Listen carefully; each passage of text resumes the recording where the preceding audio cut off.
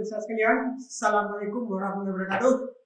Salam Hidupuro, Jos, tetap jadi orang sukses. Ibu, bapak, dan saudara sekalian, bangsa yang besar adalah bangsa yang dunia usahanya maju. Jadi kalau ingin bangsa ini besar, majukanlah dunia usaha. Karena dengan dunia usaha kita bisa pajak, pajak masuk, uang masuk, pembangunan bisa lancar, negeri bisa stabil. Nah, masalah dunia usaha kita sekarang dihadapkan dengan berbagai masalah. Yang pertama yang dikenal dengan globalisasi. Kita harus bersaing, bukan antara kita saja, bahkan dengan lokal, nasional, bahkan internasional. Konon katanya Indonesia sudah termasuk negara kelompok atas, sudah tinggi, sehingga tidak mendapatkan fasilitas pajak lagi dari negara-negara pengimpor barang kita. Akibatnya apa? Biaya produksi kita akan meningkat. Meningkatnya biaya produksi akan meningkatkan daya saing. Nah, salah satu komponen untuk mampu meningkatkan daya saing manusianya. Nah, Hidupuro selama 30 tahun ini sudah mengadakan pelatihan tentang sumber daya manusia untuk para pengusaha-pengusaha. Bekerja sama dengan Kamar Dagang dan Industri di seluruh Indonesia, mulai Aceh sampai Timur-Timur. Sudah tercapai hampir 700-900 angkatan sudah kita lakukan. Sana kita bertemu dengan pengusaha-pengusaha yang sukses. Kita diskusi, di samping kita memberikan pelajaran, kita juga mendapat input dari mereka, apa rahasia mereka bisa sukses. Kita juga mengadakan pelatihan untuk calon-calon pengusaha, dan kita berkunjung kepada pengusaha-pengusaha yang sukses. Kita dapatkan juga apa rahasia mereka bisa sukses. Semuanya itu kita rangkum. Yang untuk kita transfer, kita simpulkan, untuk kita transfer kepada Bapak Ibu dan sekalian. Ada puluhan rumusan petuah bisnis yang sudah kita lakukan. Dan secara bertahap akan kita coba jelaskan bagaimana mereka melaksanakan. Ada tokoh-tokoh pengusaha di Bandung seperti Pak Rizal Jakarel, seperti Pak Reza Ponyo, maksudnya itu ada sebuah restoran yang sangat terkenal di Jawa Barat. Ada Pak Rizalnya yang punya bisnis bunga. Ada Tum Desan Waringin yang tahun 98 pernah ikut pelatihan kita. Wah, sekarang dia sangat luar biasa, jauh mendahului gurunya. Kita kagum sama dia. Ada lagi yang kecil-kecil, Pak Sadi di Jogja. Nah, dari literatur, tambah diskusi dengan pengusaha-pengusaha sukses, kita rumuskanlah apa rahasia mereka jadi sukses dan bagaimana kegiatan mereka. Yang pertama, keyakinan adalah modal yang sangat berharga dalam bisnis. Karena ia mampu menembus berapapun kesulitan yang dihadapi. Jadi ini petuah pertama lah, kalau ingin sukses, kita harus yakin dengan kita. Aku yakin dengan produk kita. Harus yakin bahwa orang senang dengan barang kita. Harus yakin. Nah, kalau kita sudah yakin, maka apapun masalahnya akan teratasi. Jadi keyakinan itu bisa menembus semua halangan. Contoh. Hidupuro ada sebuah lembaga yang bergerak di bidang sumber daya manusia. Ingin punya cita-cita mengadakan pelatihan di seluruh dunia, bahkan kalau perlu di seluruh dunia. Wah. Nah, kita punya konsep. Kita buat konsep. Kita yakin konsep ini bagus. Timbul pertanyaan, apa dasarnya kita yakin? Dasarnya kita pernah mengadakan pelatihan di sebuah lembaga pelatihan yang terbesar di Indonesia waktu itu. Saya pelatihan 3 hari di sana. Saya amati, bagus memang. Cuma saya berpikir, kan rumus kita kan amati, tiru dan modifikasi. Saya berpikir kita bisa berbuat lebih bagus dari dia. Nah, kita yakin konsep kita lebih bagus dari mereka. Nah, kasih itu satu yakin. Lantas kita yakin bangsa ini memerlukan ilmu ini. Kenapa dilakukan ini? Karena waktu itu sumber daya manusia menurut UNDP ada pada ranking ke-111 dari 180 negara. Jadi kita termasuk yang terendah di ASEAN. Jadi kedua yakin ini, kita yakin produk kita bisa bagus, kita yakin bahwa rakyat bangsa ini memerlukan, maka kita coba. Timbul masalah. Apa masalahnya? Bagaimana kita bisa mengadakan pelatihan dari Aceh sampai Timur-Timur, di Jakarta, di Bandung? Kita tidak punya perwakilan di sana. Mau buat perwakilan, tidak punya duit, harus jalan kantor. Dan biasanya pelatihan itu datang di hotel, harus pakai uang muka, masalah. Tapi kita yakin bisa. Nah, timbullah inspirasi. Kita tidak perlu menyewa, mengkontrak rumah, mengkontrak kantor. Tapi kita bisa punya 3 perwakilan tanpa kita bayar dan kita nanti bayar. Bagaimana rahasianya? Nah, kita telepon kerjasama Kamar Dagang dan Industri di Jakarta. Wah, itu ketuanya kalau nggak salah Rainal Rais. Saya kirim proposal. Setelah kirim proposal, saya telepon Pak Rainal Rais. Kita bisa kerjasama? Apa? Saya ini mengadakan pelatihan untuk para pengusaha-pengusaha anggota akademi. Ya, oh bisa. Anda punya konsep, ya. Tugas saya apa? Tugas Bapak cuma satu, apa?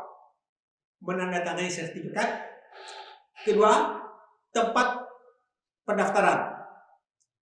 Oh bisa. Nah kalau rugi saya yang tanggung. Wah, jangan keuntungan. Programnya memang program ada, tapi tidak jalan. Tapi ini ada gagasan tanpa keluar uang, langsung dia setuju. Nah, oke, selesai. Lantas kita harus mengadakan di hotel. Waktu itu ada hotel Kartika Plaza, yang sekarang sudah tidak ada. Ada hotel internasional. Saya kirim surat, saya telepon. Hai manajer Kartika Plaza, kayak ini pakai tempat Anda selama 3 hari pelatihan. Siap, oh siap. Cuma datang permintaan. Anda di tempat menunjuk orang untuk bisa menerima kalau ada yang mendaftar. Satu pendaftaran waktu itu masih 100.000 atau 200 kalau salah itu. Apa hak saya? Haknya 10% dari pendaftar. Kewajibannya untuk menerima pendaftaran. Dia berpikir 2 keuntungan kita dapat. Dapat order, dapat bonus lagi 10% dari omset. Nggak pikir, oke. Wah, sudah. Kita nggak kenal Jakarta. Bagaimana orang tahu kita dengan Jakarta? Kita harus pakai surat kabar. Waktu itu media Indonesia masih ingat, masih tahun 1998. Kita telepon ya, Pak, saya ingin pasang iklan. Pasang iklan? Biasa pasang iklan itu kan bayar duluan, ini enggak. Tapi saya minta kita akan mengadakan pelatihan kerjasama dengan Kadin dan hotel wisata internasional. Tempat pendaftaran di sana. Apa kewajiban kami? Menerima pendaftaran. Hak kami 10% dari pendaftar. Wah, senang dia. Jadi hanya dengan teknik komunikasi saja kita bisa punya 3 kantor di Jakarta. Di Kadin, di Jalan Majapahit kalau tidak salah itu di dekat Setnek. Di Hotel Kartika Plaza dan di kantornya Media Massa, Media Indonesia. Nah, kita kirimlah undangan.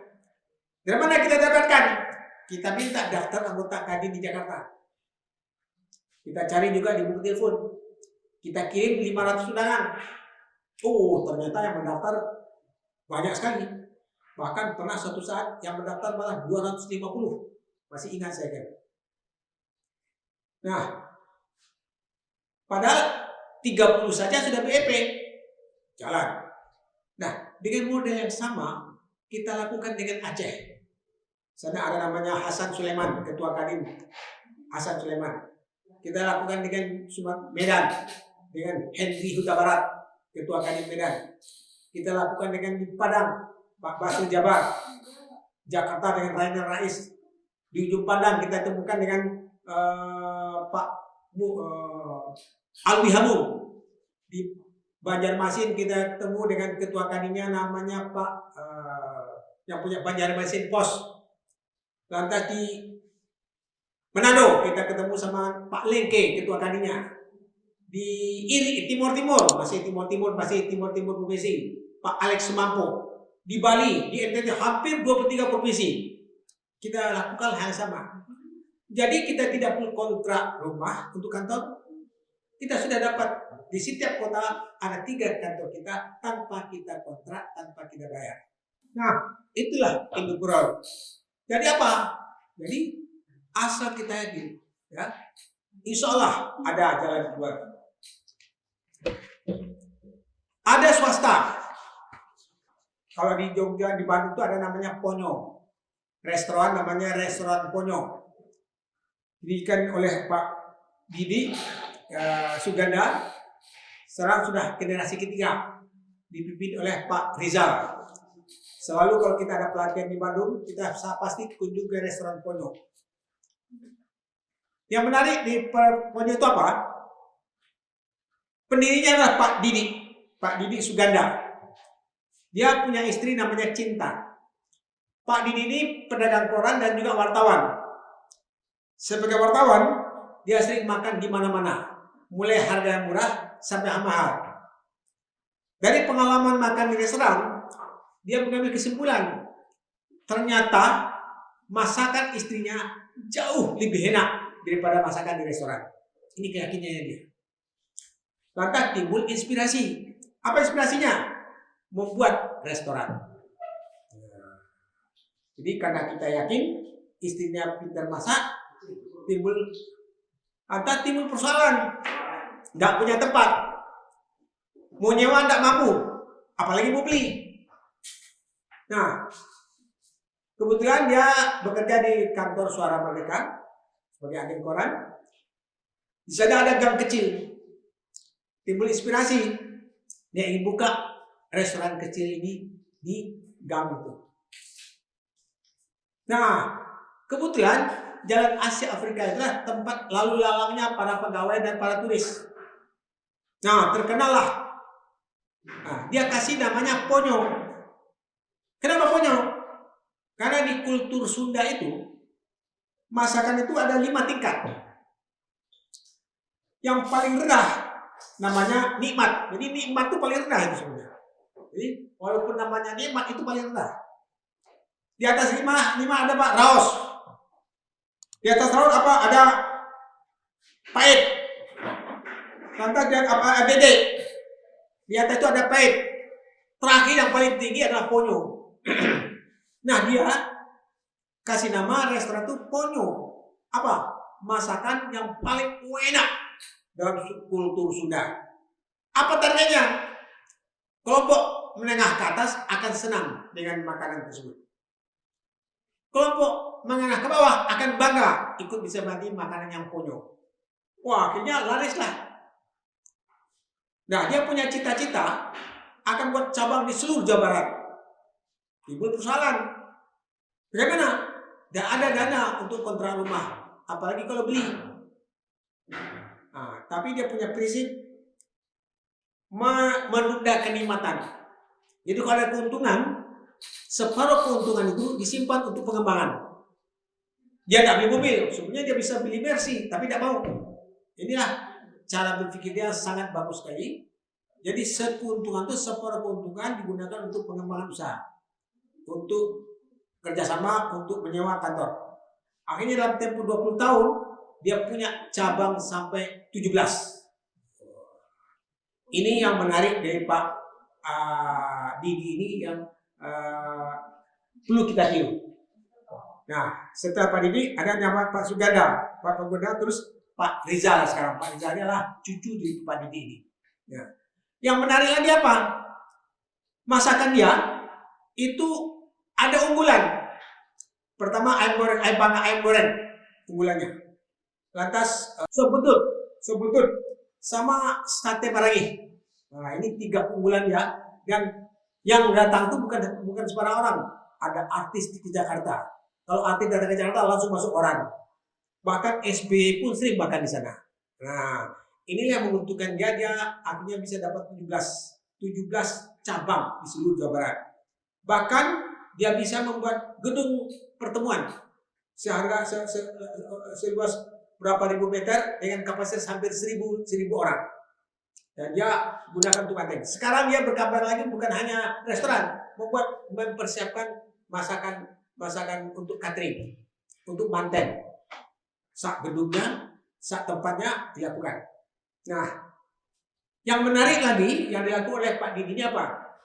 Dia bisa mempertahankan karyawannya sehingga dia tidak bisa, jarang sekali karyawannya itu yang berhenti kecuali pensiun. Apa caranya? Pertama, dia bersifat profesional. Kedua, kesejahteraannya ditingkatkan. Ketiga, dia menganggap karyawan sebagai keluarga besar sehingga dia bisa bertahan. Profesional. Dan kenapa bisa sampai 3 generasi? Pertama, bapaknya Pak Rizal, dan Pak Rizal. Dia pakai dasar hukum, perusahaannya dasarnya CV, tapi pengelolaannya PT. Apa artinya? Semua turunan Pak Didi ini mendapat saham. Nah, jadi semua merasa memiliki dan semua merasa berkewajiban untuk membesarkan perusahaan tersebut. Mengajak teman-temannya ke restoran, walaupun dia cicit bisa mengajak teman-temannya. Artinya itu akan meningkatkan omset. Nah, yang menarik lagi, mungkin kulturnya bagus juga. Pak Rizal ini sebenarnya dia sudah punya profesi sendiri. Tapi karena tuntutan keluarga, jadi yang minta itu ada keluarga minta dia menangani perusahaan. Jadi tidak ada rebutan perusahaan, ada di sana. Biasanya kalau sudah waris kedua itu bisa rebutan perusahaan, ini dia enggak. Malah keluarga minta Pak Rizal itu menangani. Pak Rizal sudah punya profesi sendiri, tapi demi keluarga dia korban, dia pindah beralih menjadi manajer. Sampai sekarang sudah pada generasi itu. Nah, ini dua ini intinya apa?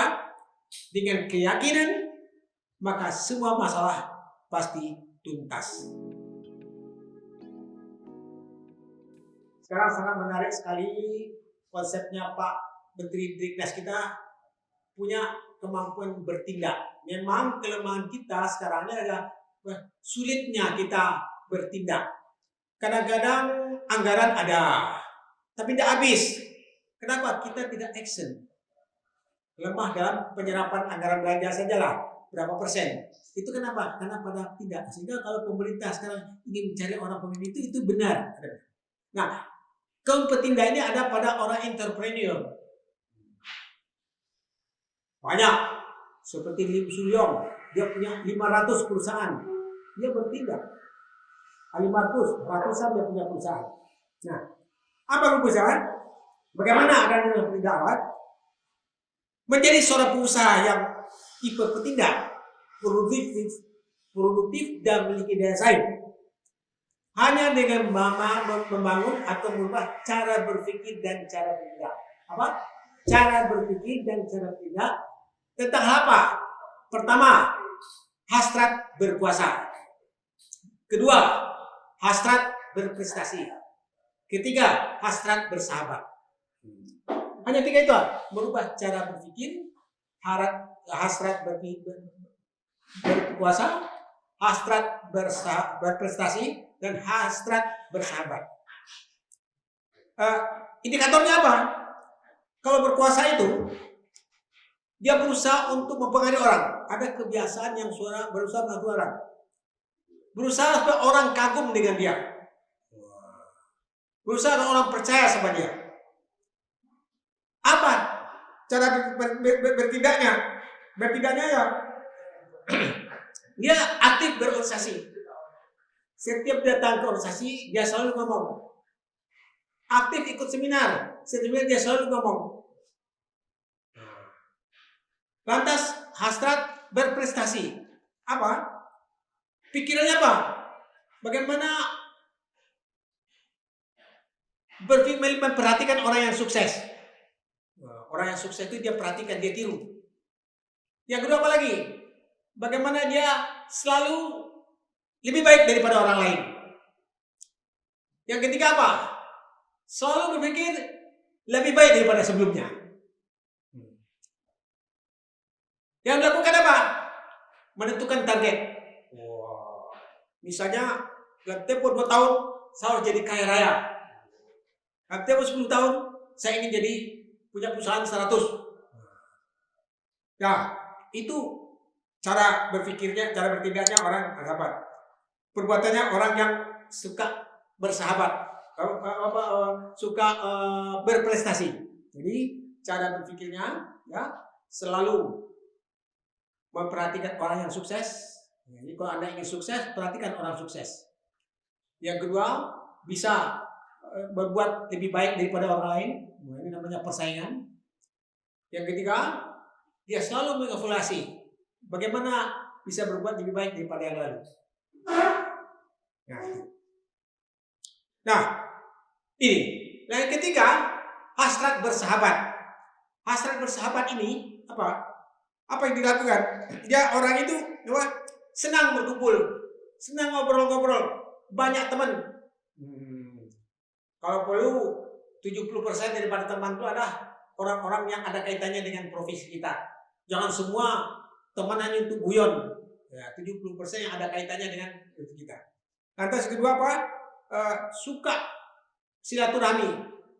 Suka bicara, kalau ngomongnya tuh mesti yang bermutu, yang punya nilai. Nah, ada contoh. Mungkin Anda semua orang sudah kenal namanya Tum Desem Maringin. Motivator nasional yang unggul, yang sempat menyebarkan uang 100 juta di pesawat udara. Baru tahun 1998, dia masih jadi pegawai di BCA, kalau tidak salah jadi kepala cabang di cabang Borobudur kalau tidak salah. Pada waktu itu Pak kepala wilayah Anggoro Pak Anugerah, kemudian teman, dia minta saya untuk melatih para manajer-manajer karyawan-karyawannya sebanyak 70 orang untuk bagaimana cara membangun opini agar BCA ini dicintai oleh orang. Karena ada waktu itu ada masalah, setiap ada demo mesti ada demo oleh BCA. Jadi dia minta bagaimana agar merubah opini orang ini. Nah, saya diminta melatih mereka, memberikan wawasan-wawasan. Sebetulnya itu gampang sebenarnya. Kita lihat apa opini orang terhadap BCA. Pertama, berbeda. Kedua, eksklusif. Terus bilang kan, caranya gampang. Apa? Terutama para orang, terimalah pegawai-pegawai yang ada di BCA itu orang-orang yang berjilbab. Waktu itu dulu jilbab itu masih orang alergi. Jangankan orang non-Islam, orang Islam aja alergi. Nah, akhirnya apa? Akhirnya sejak itu BCA menerima orang-orang berjilbab. Coba belajar sekarang. Dan itu diikuti banyak perusahaan. Dan tidak ada lagi demonstrasi. Nah, yang menarik pada teman pelatihan di BCA itu ada seorang yang pasti dia ngomong. Ada berapa sesi dia pasti ngomong. Dan ngomong menarik apa? Saya perhatikan kalau dia ngomong itu mesti ada ide-ide baru yang disampaikan. Bukan bertanya dia. Bahkan dia sampaikan ide untuk kita uji. Nah, ini ciri khas orang yang apa? Ciri khas orang yang berprestasi. Dia selalu buat satu baru. Karena akhirnya dia keluar dari BCA, dia belajar di Amerika, ketemu sama Anthony Robbins. Wah, akhirnya jadi balik sana bukan hanya jadi motivator, tapi dia juga sukses dalam bisnis. Apa? Dia suka sekali berorganisasi. Dia memberikan amal di mana-mana. Kedua, dia selalu berbuat sesuatu yang baru, melebihi dari orang. Kita kenal dia buat buku, namanya apa? Revolusi marketing, revolusi properti, revolusi manajemen, revolusi finansial, dan itu laris. Wah, laris sekali. Ada ide-ide baru yang tampil dari dia, sehingga lantas suka berorganisasi, suka diskusi, dan suka mempengaruhi orang. Sampai dia bisa mengelola 36 perusahaan. Bayangkan 36 perusahaan. Orang satu aja udah bingung. Ini 36 dan dia jalan semua. Nah, ini contoh orang yang punya hasrat berkuasa, hasrat berprestasi, dan hasrat bersahabat. Nah, kalau Anda ingin seperti dia dan keunggulan daripada Tumdesan ini daripada lain, ada orang kaya, tapi dia bisa ngomong. Ada dosen tentang ekonomi, tapi dia punya usaha. Ada orang kaya, bisa ngomong, tapi saya tidak bisa menulis. Ada bisa menulis, tapi dia bisa ngomong. Nah, Tumdesan ini punya tiga-tiga. Bisa ngomong, bisa menulis, dan bisa action. Nah, action itu ciri orang yang bertindak. Sehingga entrepreneur itu disebut juga kaum petindak. Kaum yang selalu mengadakan tindakan-tindakan. Jadi kalau Anda ingin seperti Tumdesan ini, kuasalah tiga hasrat tersebut. Hasrat berkuasa, hasrat berprestasi, dan hasrat bersahabat. Dari hasrat itu lakukan tindakan-tindakan apa yang kita lakukan. Aktif organisasi, setiap rapat pasti ngomong, bukan datang duduk dengar dari publik pulang, tapi harus ada sesuatu yang baru. Saya kira ini yang bisa yang kedua, petuah bisnis yang kedua yang bisa kita jadikan sebagai sumber inspirasi pada pemikir-pemikir usaha sekarang. Permasalahan jantung sangat berharga. Misalnya pipinya bak tahu dilayang, hidungnya bak dasun tunggal, bibirnya bak delima berkah, tapi jantungnya enggak bergerak. Bisa hidup? Tidak bisa. Demikian juga perusahaan, jantung ini harus stabil, harus hidup jangka panjang. Jadi sekarang banyak sekali buku-buku tentang marketing, sudah banyak sekali bisa dibaca. Tapi saya ambil simpelnya saja. Kenapa? Kalau baca mungkin berhari-hari mungkin belum hafal. Tapi kita ambil hakikat-hakikatnya saja. Dengan tempo singkat kita memahami apa yang kita lakukan dalam pemasaran. Pertama, ya, bagaimana kita memelihara actual market. Apa? Memelihara langganan kita. Bagaimana dia tidak pindah ke orang lain. Yang kedua, bagaimana kita menemukan pasar potensial market. Potensial market itu adalah orang yang punya uang tapi belum langganan kita. Mungkin dia ke tempat lain. Ini potensi. Mana cara kita ini? Yang ketiga, pasar tidur. Pasar tidur itu bagaimana kita bangunkan. Misalnya ada orang tukang las atau tukang, dia melihat ada sebuah rumah bocor, itu pasar tidur. Dia harus bangunkan pemiliknya agar peta terhadap kebocoran itu diperbaiki. Jangan bocor. Berwarna kusam saja, ini sudah pasar tidur. Bagaimana orang itu bisa membeli barang kita, menggunakan jasa kita. Lantas ada pasar yang diciptakan. Misalnya dengan mengadakan pameran. Nah, itu mana. Nah, ada seorang figur yang bisa pandai sekali mengelola 4 pasar ini agar dia bertahan sampai 30 tahun. Namanya Pak Rizal. Pak Rizal Jafarel namanya. Dialah seorang pengusaha dari anggrek. Anggrek dia fokus. Anggrek sama kaktus di Lembang. Dia mulai dari 100 meter. Dan yang menarik, kenapa dia beralih ke barat? Dia adalah seorang insinyur. Seorang insinyur bekerja di sebuah perusahaan yang besar, gajinya tinggi, tapi dia memutuskan berhenti. Ini menjadi petani anggrek. Walaupun semula teman-temannya kaget, udah dapat jabatan kok mau saja jadi petani anggrek. Tapi tadi dia juga yakin juga, karena dia pandai bertani, ya, dia yakin anggreknya akan laku. Itu yakin juga. Tapi bagaimana akan laku? Bagaimana dikembangkan pasarnya? Dia apa itu? Dia memelihara langganannya. Apa yang dilakukan? Dia selalu memberikan harga yang cukup, yang tidak terlalu mahal, dan selalu memberikan perhatian terhadap pelanggannya. Pelanggannya itu ada 2, ada pengusaha, agennya, ada konsumen. Dia selalu memperhatikan cabang-cabang ini, agen-agen ini. Bagaimana cara memelihara tanaman supaya tidak cepat mati.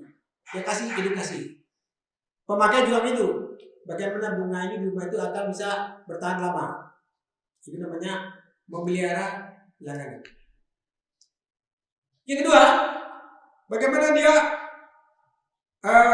potential market. Bagaimana orang-orang itu dia bisa bekerja sama dengan dia. Potential market, bagaimana dia itu bisa lebih baik daripada orang lain.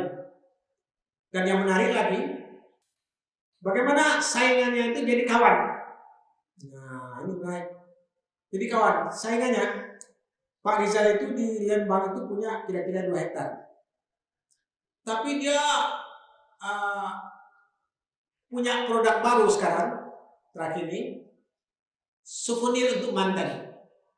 Souvenir mantan itu kalau dulu orang kalau mantan pakai kado, baju atau apa gitu, tas.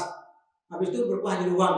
Sekarang untuk golongan menengah ke atas di Bandung sudah ada beredar apa? Bunga, bisa anggrek, bisa kaktus. Nah, Pak Rizal selalu bisa menemui permintaan orang-orang. Kenapa? Semua orang yang di sekitarnya itu dulu agak kurang enak sama Pak Rizal karena Pak Rizal itu dianggap sebagai saingan. Lama-lama jadi kawan. Jadi kawan. Apa?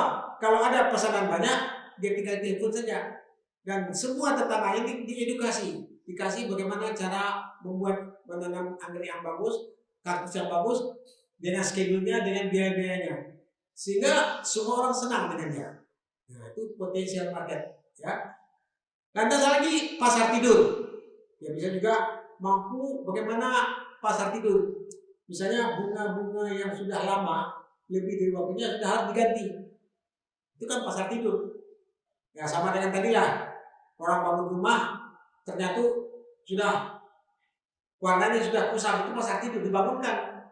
Kita takut-takuti orang. Itu kalau dibiarkan itu bisa nanti bisa jadi bocor. Nah, ini pasar tidur.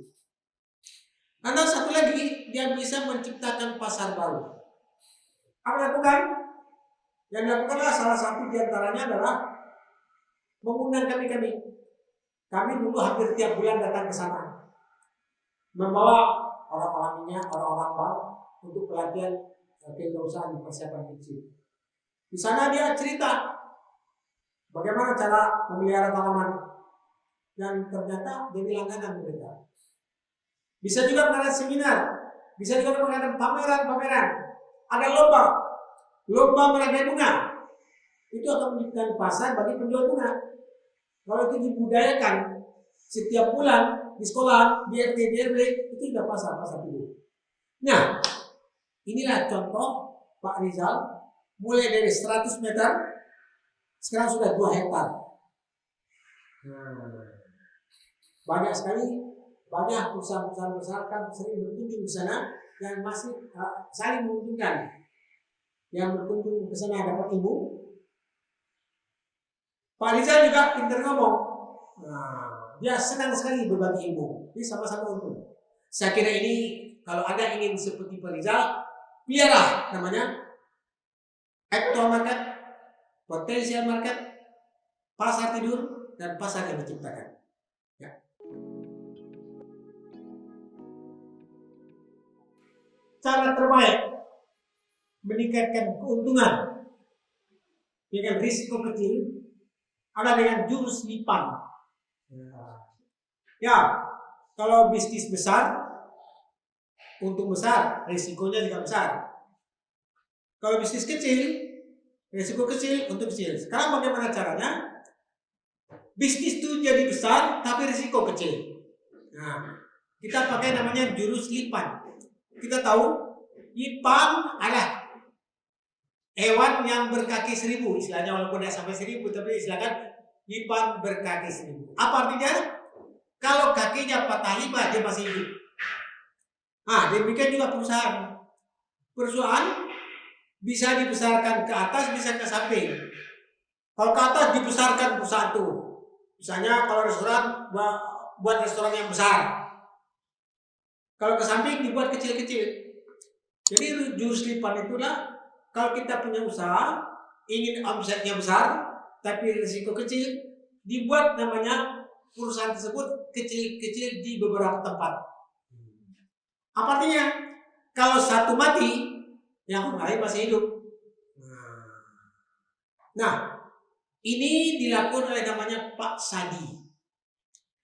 Saya pernah datang ke sana, Pak Sadi ini di Yogyakarta. Dia seorang pengusaha, hanya lontong sayur, lontong ketupat sayur. Tapi dia bisa keuntungan 2 juta, lebih kurang 2.100.000 satu hari. Bayangkan, satu hari. Coba 1 bulan berapa ya? Gimana caranya? Dia secara sederhana saja, saya amati, dia menjual lontong sayur harganya 10.000 satu piring. Satu piring 10.000. Ya. Biayanya, biaya tetapnya 2.000, biaya variabelnya biaya tetap 2.000, biaya variabelnya 3.000. Yang 3.000 itu biaya variabel itu biasanya beli lontong, beli sayur. Biaya tetap itu misalnya sewa tempat atau beli barang. Nah, dijual 5.000, 10.000, untung 5.000. Nah, dia usaha sendiri, untung lumayan. Tapi kan karena lontong saya kan konsumennya terbatas, ya orang di sekitar sana ini.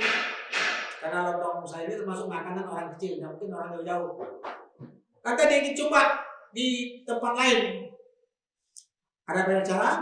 Pertama, dia bisa sewa tempat. Kedua, dia tawarkan kepada orang yang mau, tapi dia yang memproduknya.